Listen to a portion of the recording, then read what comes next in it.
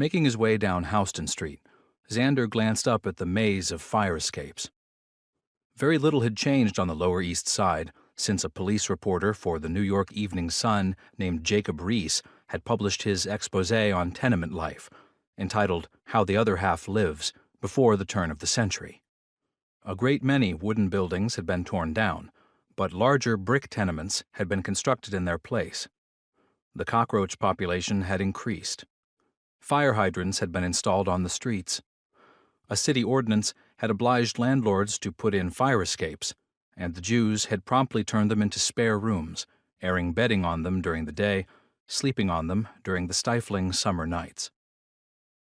Most people had been in favor of fire escapes, but Xander's brother Abner had been against them from the start, had argued that what modern buildings needed were well-lighted interior staircases with heavy, fireproof doors and fire hoses on every floor.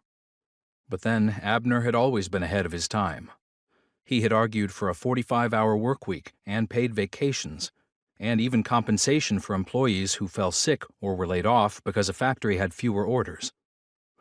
Toward the end, he had obviously moved closer to Xander's notion that the root cause of the inequities around him was the system itself.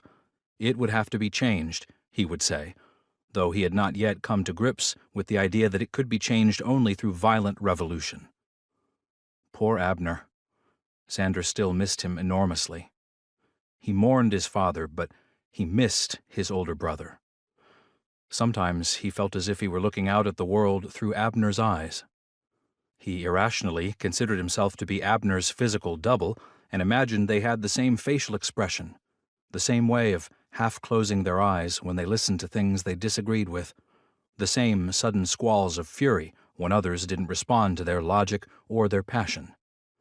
And most of all, the same moral center. Like Abner, Xander was a creature of the Jewish ghetto on Manhattan's Lower East Side. There was the motion picture house on Canal Street where he and Abner had smuggled in a bottle of moths and released them in the dark to seek the only source of light, the projector. The giant shadows cast on the screen had sent the lady piano player scurrying from the theater in hysterics. There was the pig market, as the Jews called it, on Hester Street, where everything under the sun except pigs could be bought.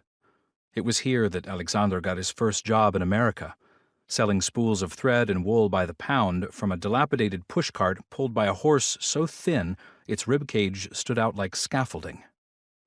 There was East Broadway, which Jewish intellectuals referred to as ulitsa, the Russian word for street, in the belief that it was more cultivated to speak Russian than Yiddish.